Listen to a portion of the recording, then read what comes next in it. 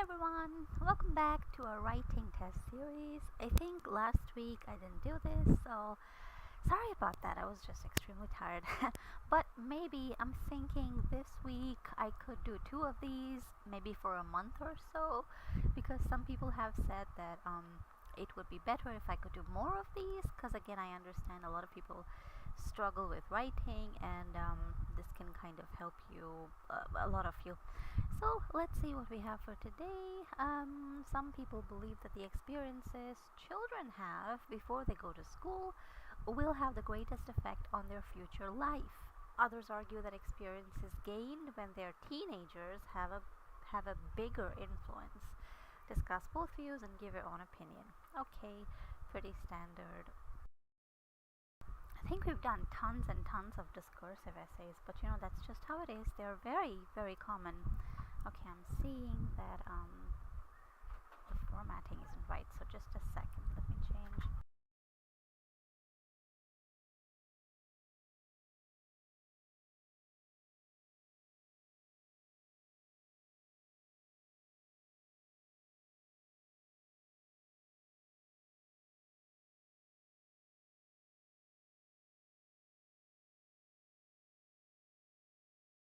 Okay, now that's better. Great. All right. So now this is about experiences you have as a child versus experiences you have as a teenager, and what kind of role they have in your life generally. Now, I mean, of course, see, with a discursive essay, you have to discuss both sides. You don't get to pick, but of course, you do get to weigh these opinions. You do get to express something that you favor and something that you don't really favor. Now, there are, of course, nuances to this that are important, because you cannot explicitly say one side is wrong and the other side is correct. That just doesn't fly. So first things first, as always, I think I'll just have my main ideas down. I personally think that it's true that the older you are, the more, I mean, come on, how many of you remember things from when you were like 2 years old, 3 years old? I don't remember anything, to be honest.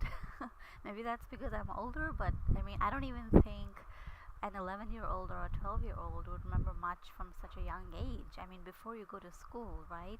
It's not just children versus teenagers. It's because, childhood spans from, I think, about when you're 3, 4 years old to when you're 11 to 12 years old. And teenagehood starts from 13 to 19. But here, they've specifically mentioned before they go to school, experiences children have before they go to school. So you start going to school at around 6 or 7 years of age in most cases. So that, of course, I have to keep that in mind. I cannot just think of childhood as, okay, ages between 3 and 12, right? Because here they very clearly stated that it's before you go to school. So, like, come on, what do you even remember from when you're 5 years old, 6 years old? Maybe a few things. I can remember a few birthdays and a few places we went to, but not much, not much. And I don't think they really, I mean, if you can't even remember something, what kind of impact is it really going to have on your future life, right? I personally, that's what I think. I mean, I could be wrong, I could be right. It doesn't matter, because no one's going to check, is this opinion correct? Because there's no such thing. There's no such thing as a right opinion and a wrong opinion, right? Everybody thinks that he or she is right. Anyway, so I think my first main idea is going to be about childhood, because that's my weak opinion, right? So experiences, or let's say lived experiences in childhood,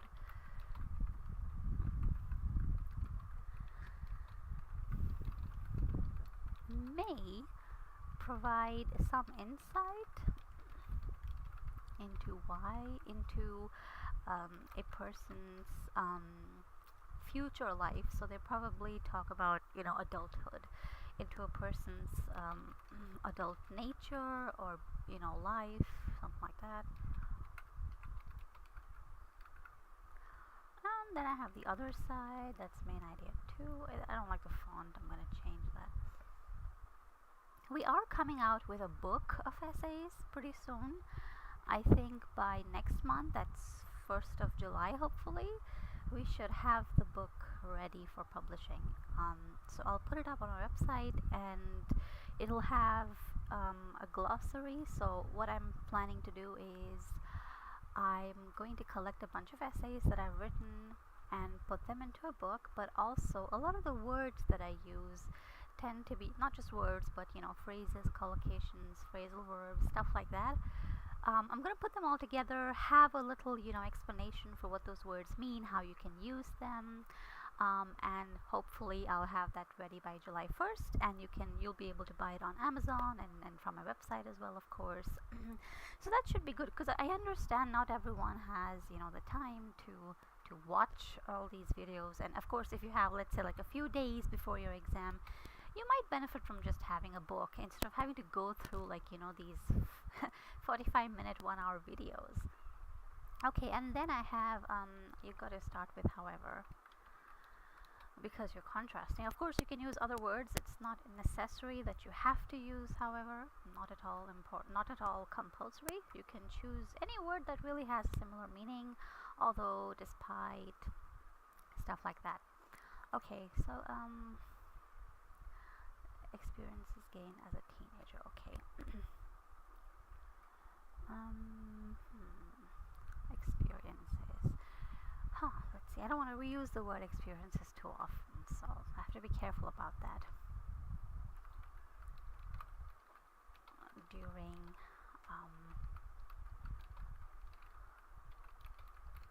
is crucial in shaping their future experiences, maybe future let's see, well, shaping their future. Of course I can use future as a noun here. That's perfectly fine. During one's teenage years is absolutely crucial. What did I write? Why did it get out of here? Okay, anyway. Crucial in shaping their future. Yeah, and then I have to explain exactly how. For example, if you face, for example, poverty or something in childhood, that kind of leaves its mark on you. But of course these are really extreme examples. It's not common for children to grow up in poverty.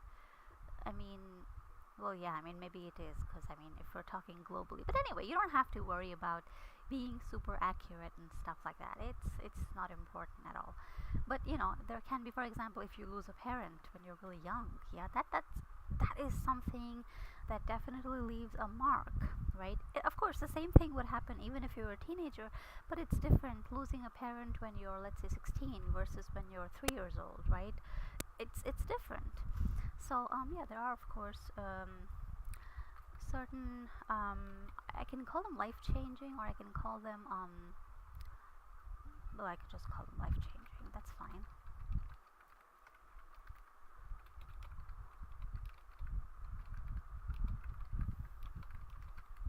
They leave a lifelong mark, right? And that is not something that can really easily be changed.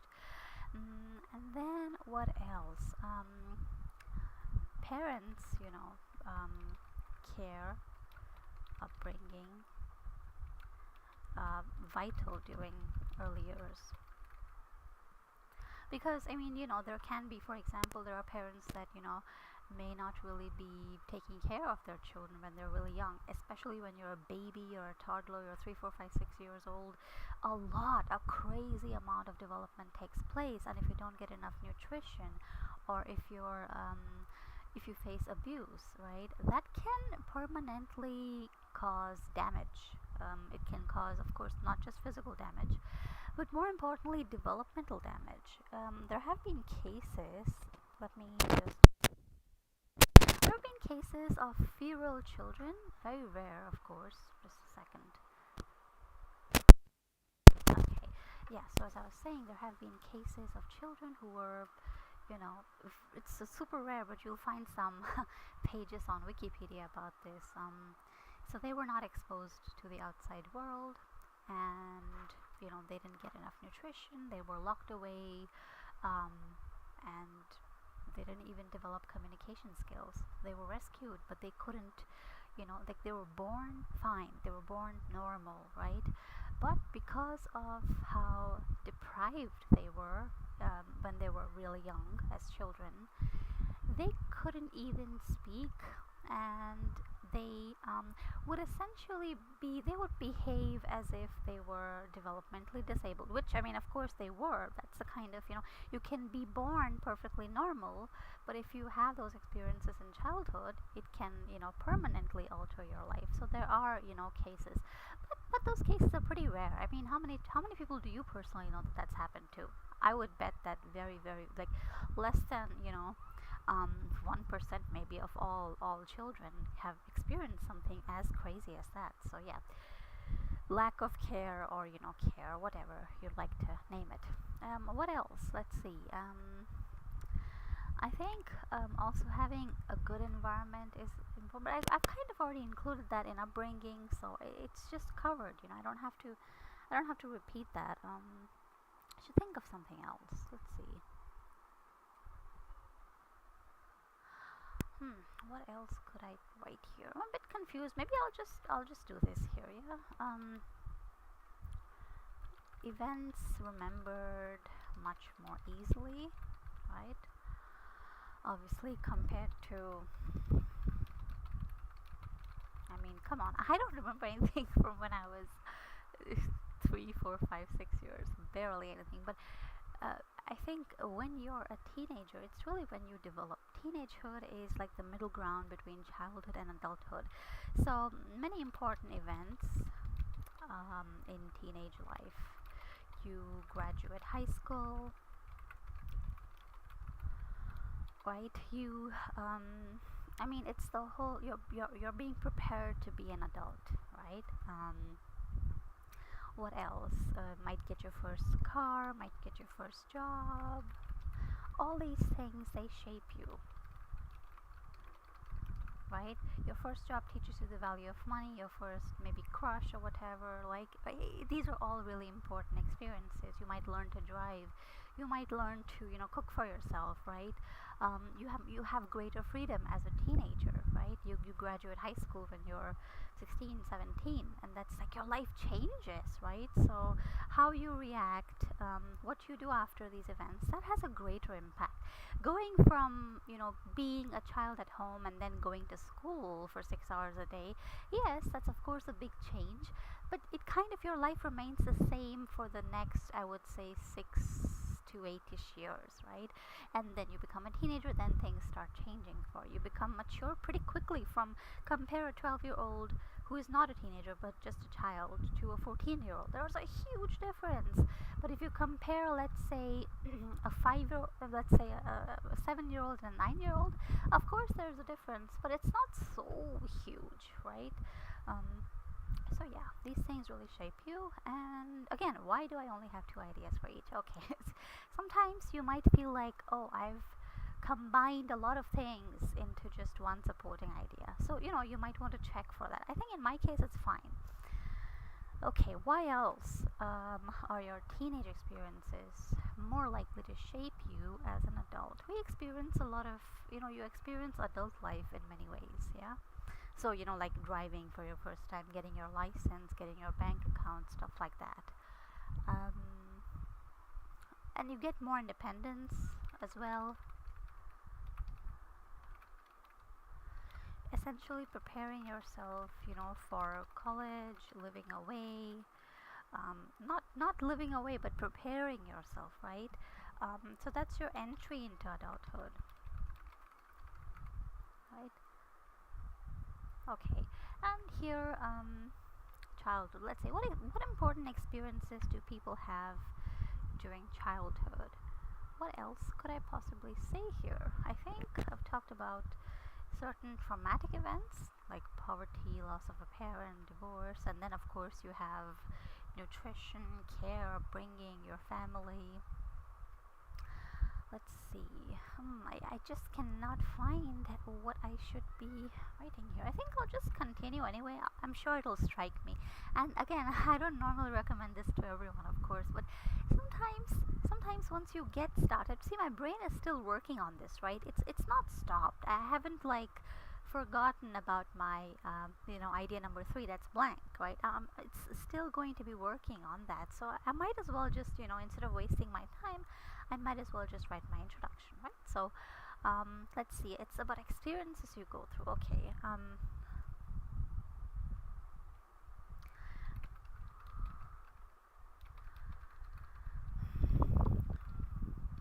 Go through millions of experiences as a part of their growth and maturity. Millions of experiences, big and small, memorable and unremarkable. I mean, you went to the store yesterday and you bought bread. Is that memorable? Of course not. It's just, there's nothing special about it. But it's still an experience, right? Every single day you go through hundreds, if not thousands of experiences. I'm writing this essay, that's an experience. Is it memorable? Kind of. Yeah, it's not like something special because I do it every week. But let's say I made myself a dessert. Now, is that memorable? Kind of, yeah, but it's not like super special or whatever. It's just like, okay, I do that once a week anyway, right? So, human beings go through millions of experiences, big and small, memorable and unremarkable, as a part of their growth and maturity. And many of these events leave their mark upon people, shaping them for better or worse. I mean, you cannot always say that every experience makes you a better person. There are experiences. If you ever look up the backgrounds of, just take any serial killer, and you go on to Wikipedia and you read about their early life. And I used to do this a lot when I was in university studying psychology. 99% of them will have had some traumatic event in their childhood. Maybe they lost a parent, maybe the parents were very poor, maybe they had to really struggle to make ends meet, maybe they were very weird, like, they were victims of abuse, something like that. Almost always. It's extremely rare that, I mean, of course it is possible that you go through something like that and you still turn out to be a good person. Of course. Do we hear about the good people? No, we just hear about the criminals. But it can go either way, right? Like maybe a dog bites you and then you hate all dogs. So maybe a dog bites you and you become, aware that, oh my god, this is like a serious problem, that, we need to vaccinate these dogs, we need to, sterilize them so they're less aggressive. It can go any way. How you react, no one can predict, right? So they leave their mark upon people. They shape them for better or for worse.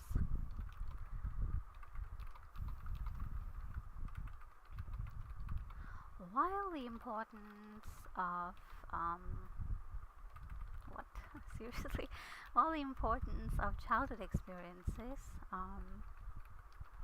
I've used experiences. That's okay. There's nothing really wrong with that. Maybe I'll use another term. While the importance of childhood I've already used. Okay, cannot be diminished.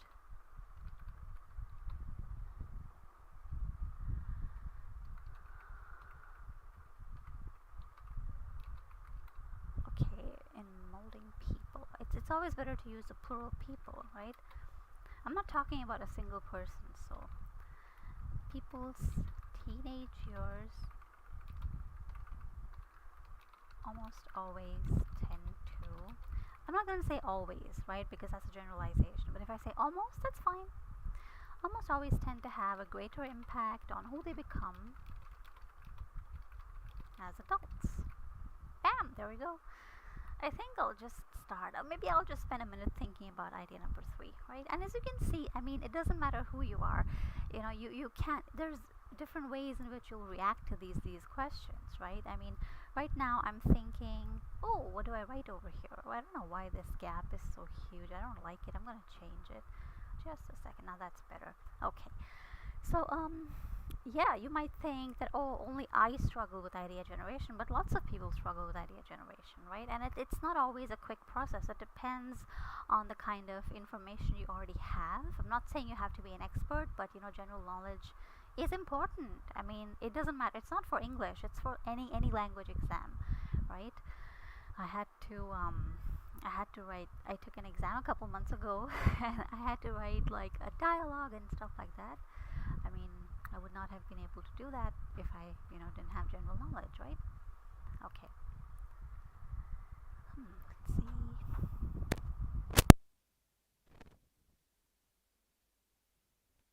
Okay, so I think I'll just start with this. Lived experiences in childhood may provide some insight. I keep using a weak modal verb, may. That's important because I don't want to say that, oh yes, it is important. I don't want to say will, is, are, can. I don't want to use strong modal verbs because modal verbs are used for a range of reasons. And I would say that, if you familiarize yourself with modal verbs, that's going to make your speech, your writing, and all of that sound very natural. In fact, I think it's one of the first things they teach you during like your first year of learning a language, in any language, not just English. I mean, I don't remember because I don't think we did English as a foreign language when I was in school. But let's say, I mean, I have learned, German and Russian and now Italian. They teach you not right at the beginning, but usually within your first year, because it's so important. Because they're tiny words, but they carry so much weight, so many ways in which you can use them. There's just a huge difference, between let's say should and must, right? It's like the difference is tiny, but the meaning, your intonation, the person you're talking to, right? All of that can really change things. So it's actually really fun to think about it. Okay, so yeah, I'm just gonna create this paragraph here. We provide some insight into a person's adult nature and life. Okay. It is worth considering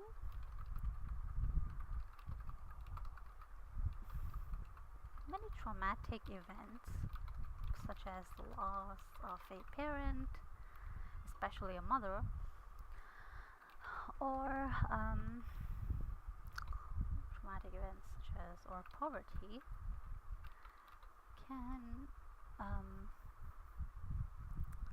okay, I shouldn't use can, that's a strong modal.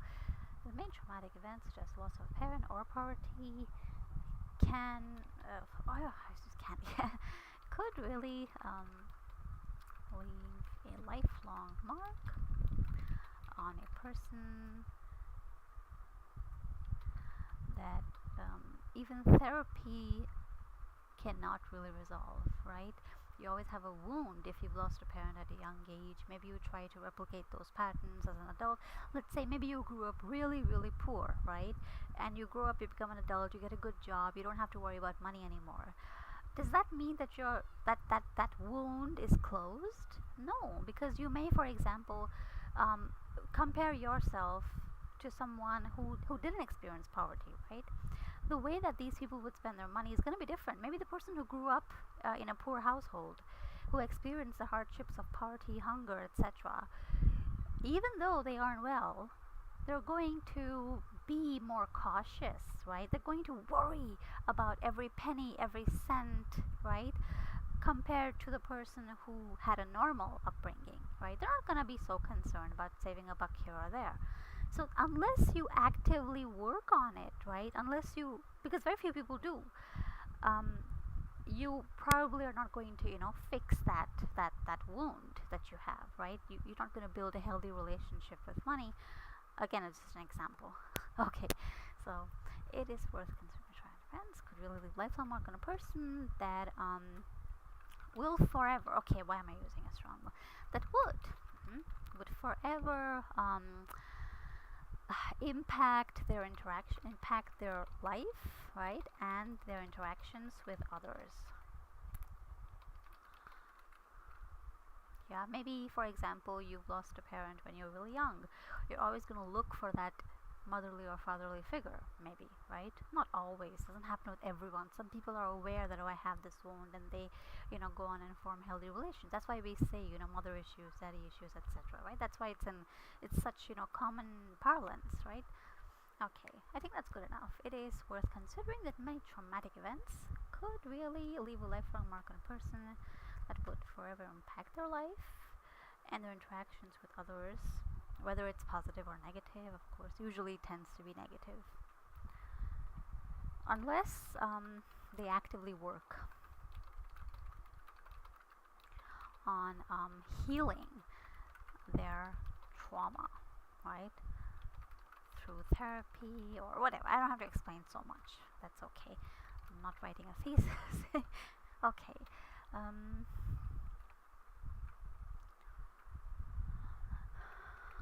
Parental care or lack thereof, and or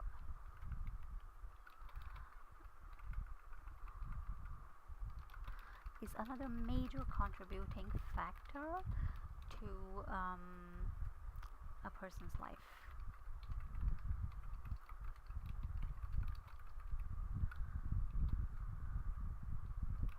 As the kind of care, attention, and even nutrition that children receive in their formative years.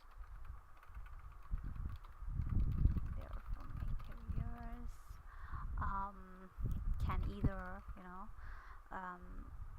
can either help them grow into strong and happy, well-adjusted, strong, normal, well-adjusted adults.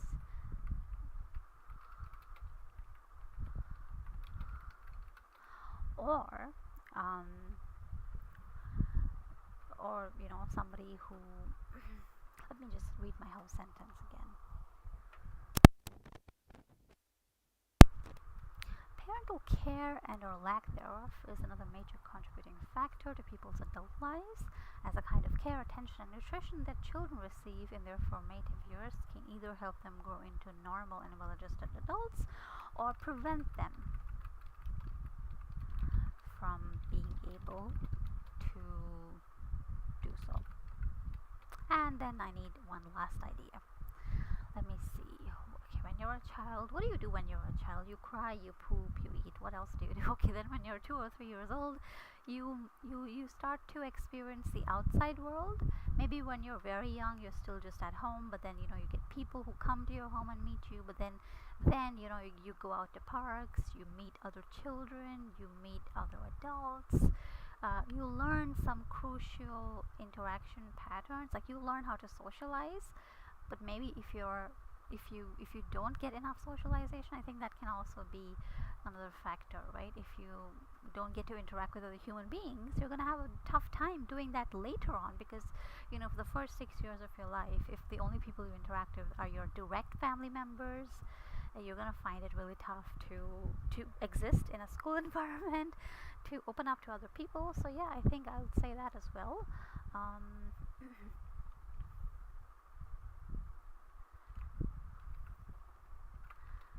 It is also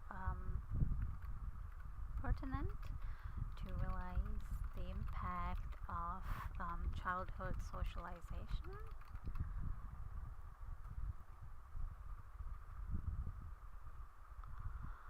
Ignore the red line. Realize the impact, or importance rather. Okay, that is so annoying. This is really annoying. I'll just change it. This should go. Okay, good. Okay, it's also pertinent to realize the importance of childhood socialization. When children from a young age are taught to interact with other children and adults, they are more likely to, you don't have like social anxiety, right? To not have social anxiety or issues in dealing with other people, which is, of course, every single day you have to deal with people, right? It's impossible for anyone to exist entirely alone, entirely without interaction, which is, of course, an important aspect, one of the most important aspects, I would say, of human life. Right? So let me read my sentence once again. It's also pertinent to realize the importance of child socialization. When children from a young age are taught to interact with other children and adults, regularly, or regularly allowed to interact, or maybe I'll just say regularly interact with other children and adults. They're more likely to not have social anxiety or issues with other people, which is of course one of the most important aspects of human life. Okay, and finally, I'll just have my little conclusion thing over here. Um, Once okay, why do I keep repeating? Okay, I'll just think of something maybe a little bit different. I'll look at my main idea, and my main idea says that lived experiences in childhood may provide some insight into a person's adult nature and life, right? So let's say, okay, thus if children are not involved in social, well, maybe not that, but events. Okay, childhood events. I don't want to use a strong model. Childhood events might be might play a. I've already said, okay, I don't want to use the word crucial. Might play a valuable role in shaping. I've already said, okay, okay, I'm just gonna drag this down. Might play a valuable role in one's later years, right? Okay, role in one's later years, play a valuable role in people's behavior, I think. Yeah, that's better. There we go. So don't worry if you don't have all of your ideas. Don't spend too much time thinking. Yeah, do what you can anyway. You can always leave some space, right? If you're doing a computer-based exam, of course. And oh yeah, as I always say, you should check your ideas and see if the arrangement is good.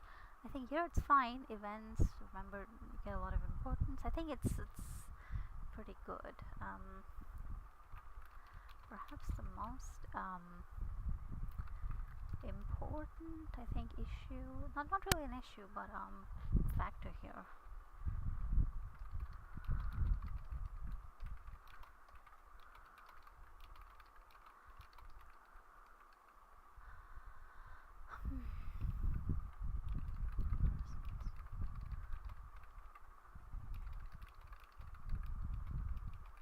Easily remembered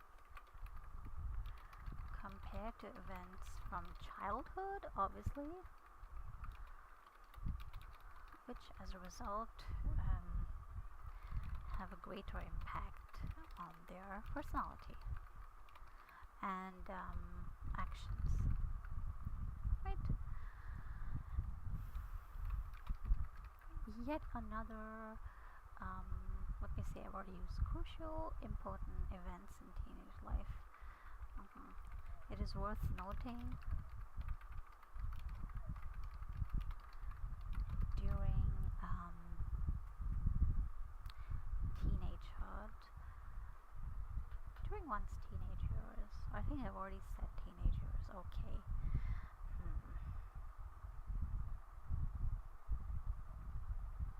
Oh yeah, I can just say during adolescence, people experience, I think, instead of saying one, if you're going to use one, then you have to use one over and over again, okay? So maybe it's better to just, because you have to keep your pronouns and nouns all lined up. So people's lives during their teenage years, yeah, is lives, okay, gosh, of course.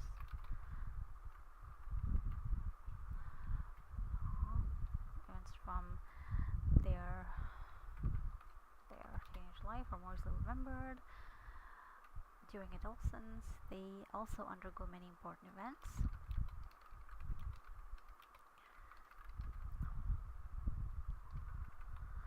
They also go through many important events and firsts in life. such as graduating high school, getting a driver's license,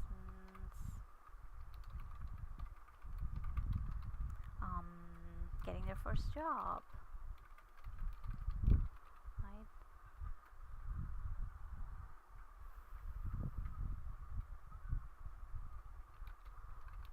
All of which, the reactions, right? Which are okay, and people's reactions to these experiences will shape them as adults, for better or for worse. Again, getting a driver's license or learning how to drive. So I mean, again, maybe you learn how to drive and maybe it's horrible and then you always, are afraid, when you drive, right? Maybe you're always anxious and nervous because you failed your test 2 times or something like that, right? So this really shapes you. You shape them as adults. Okay. And finally, on a similar note, they also start to get more independence at this age, whether because their parents allow them greater freedom or because they start to earn their own money. They also start to get more independent at this stage, whether it's because their parents allow them greater freedom, like for example curfew, and like less interference in your choices about clothing and where you hang out, stuff like that, or because they start to earn their own money. Okay, on a similar note, they also start to get more independent at this age, whether during adolescence, during this period rather, because it's not a specific age, right? And start to really plan their early adulthood, right? Plan their adult lives, whether by planning to go to college and living away from their parents, right? So whether because their parents allow them,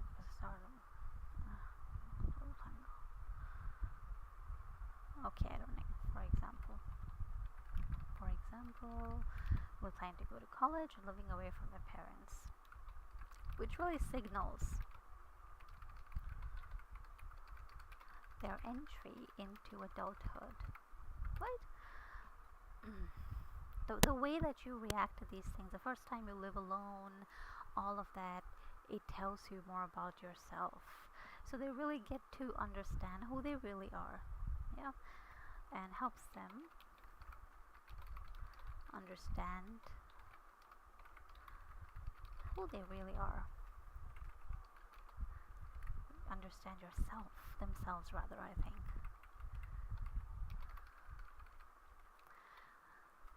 Maybe when you're, let's say, young, you think that you're not a messy person because your parents always hope you keep clean, but when you live by yourself, maybe you realize that, oh, okay, well, I'm not a very, very, clean person. You wouldn't have known that if you didn't live alone, right? Okay, and finally,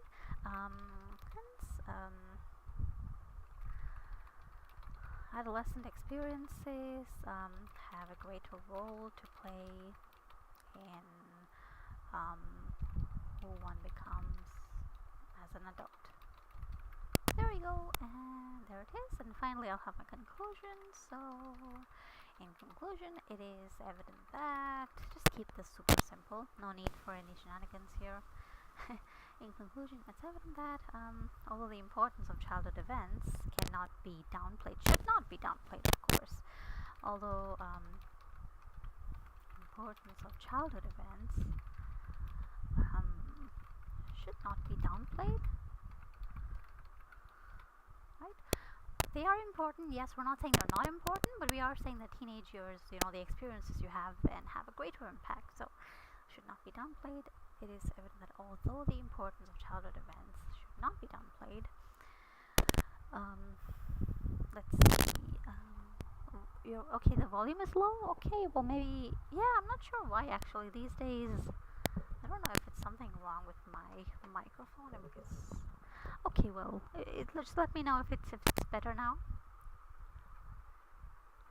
Okay, this was like, oh, you said that 10 minutes ago. I'm just getting the message now.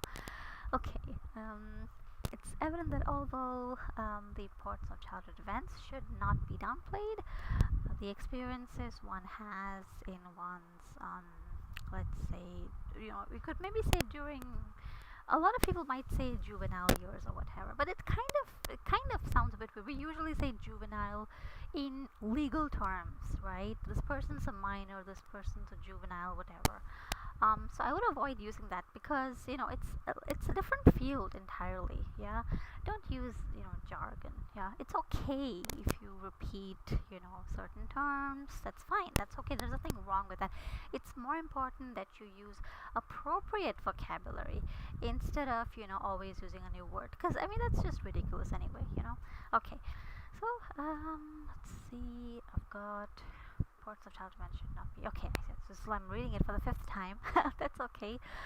Although the importance of childhood events should not be downplayed. Yeah, that's fine actually. The experiences people have as teenagers are more likely to play a greater role in influencing how the rest of their lives proceed.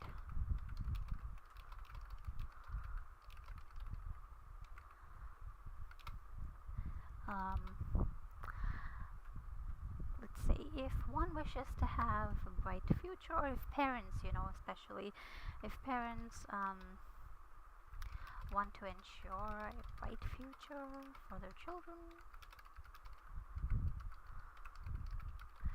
they should value, they should ensure that they provide a comfortable childhood and a challenging but supporting adolescence as well. Or maybe you can say they provide a comfortable childhood and because when you're growing up, if you don't face challenges, it's just not going to work out. You're not going to thrive, right? Challenges are not bad. They're not bad at all. But when you're a child, of course, you don't need challenges. But when you're a teenager, they're good. So if parents want to ensure a bright future for their children, they should ensure that they provide a comfortable childhood and continue to support them as teenagers. There we go. That's it. There's the whole thing. Let's have a look at the word count. I'll drag this down. See. Okay, this is another. Okay. How is it that every time I write something it's like 400 words? Okay, it's 486. Obviously, I understand it's a little bit too much, but you wouldn't explain things in the same way. You'd have a different way of explaining things, and that's perfectly fine. Yeah, should use you over here. But anyway, of course, I mean, I changed molding to molding with the U. Both are fine, but if you're going to use a specific type of spelling, just make sure it's consistent, yeah? But even if you make a few mistakes here and there with that, it's not a big deal. It's not going to, drag you down from a 7 to a 6.5. It's nothing of that sort. Okay, well, that was fun. I think, let's see, maybe today's Wednesday, so maybe Friday or Saturday or something. I'll try and do one more of these, and hopefully, I think, as I was saying, by the 1st of July, I should have a little neat book that I can present to you, and hopefully that'll be fun. Okay, well, I'll see you next week then. Bye bye.